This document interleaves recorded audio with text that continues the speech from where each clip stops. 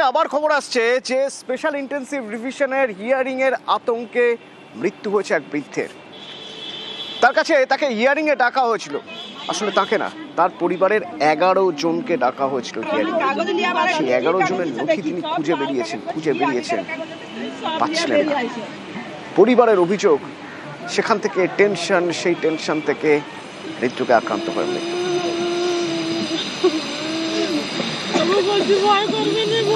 বিশ্বজিৎ আছে আমার সঙ্গে সরাসরি। বিশ্বজিৎ, পরিবারের বক্তব্য শুনবো।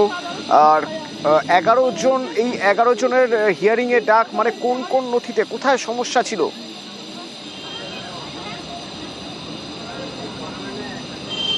হ্যাঁ দেখো, শেখ আব্দুল আজিজ ইনি হচ্ছে একেবারে নামখানা ব্লকের মৌসুনী যে গ্রাম পঞ্চায়েত রয়েছে, সেখানে যে বালিয়াড়া গ্রাম, সেই গ্রামের বাসিন্দা।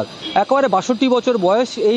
এই বৃদ্ধার মোট 6 জন ছেলে এবং বৌমাদের নিয়ে তাঁর সংসার, এবং তাঁর পরিবারের 11 জনের নামে কিন্তু বৌমা এবং ছেলে থেকে শুরু করে 11 জনের নামে হিয়ারিংয়ের নোটিশ আসে। এবং পরিবারের যেটা অভিযোগ, তাদের 2002 সালে কিন্তু এই আব্দুল আজিজ এবং তার স্ত্রী এবং ছেলে বৌমা প্রায় 4 থেকে 5 জনের কিন্তু নাম রয়েছে। তারপরেও তাদেরকে হিয়ারিংয়ের ডাক আসে এবং তারপর যেটা পরিবারের অভিযোগ করতে থাকে, তিনি যে পুরনো নথি সেগুলো কিন্তু খুঁজতে শুরু করেন। এবং গতকাল রাত পর্যন্ত তিনি যে বালিয়াড়া বাজার রয়েছে সেখানে মানুষজনের সঙ্গে কথা বলেন এবং সেখানে কান্নায় ভেঙে পড়েন, এমনটাই কিন্তু পরিবারের তরফ থেকে অভিযোগ করা হচ্ছে। এবং গতকাল রাতে তারা কিন্তু মারা যায়। একেবারে পরিবারের তরফ থেকে কিন্তু পুরো পরিস্থিতির কিন্তু তাদের ভেঙে পড়েছে, তারা চিন্তায় রয়েছেন। এবং তারা যেটা বারে বারে অভিযোগ করছে যে 11 জনের নামে নোটিশ আসার পর তিনি কিন্তু অস্থিরতার মধ্যে ছিলেন, একেবারে চিন্তায় ছিলেন। এবং তারপর এই ঘটনা,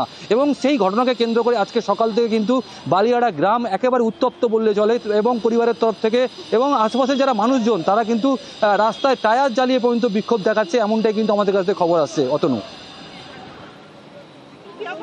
ধন্যবাদ।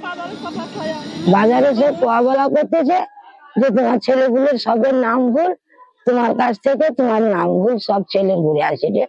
নেতা নেতৃত্ব কাগজ ঠিক করে দিলে আবার ফেরত দিচ্ছে। আমতলায় একটা মেয়ে আছে, বলে তোমার আবার এই কাগজ নিয়ে এলে আজ হিয়ারিং এ নিবেন। এই জন্য সবের ছেলে গুলে মেয়ে খালি এই চিন্তা করতে করতে হঠাৎ করে আমার বুকটা কেমন করে, আজান হাটে নামাজ পড়বো না, আমার বুকটা কিরম হাটে। এই লজিক্যালি ডিসক্রিপেন্সি নামে পরিবারের 11 জনের নামে নোটিশ আসার খবর তিনি কালকের বিকেল বেলা সন্ধ্যের দিকে পায়। তারপর থেকে তিনি টেনশনে, তিনি অসুস্থ হয়ে পড়েন এবং আজকের সকালে তিনি মারা যান।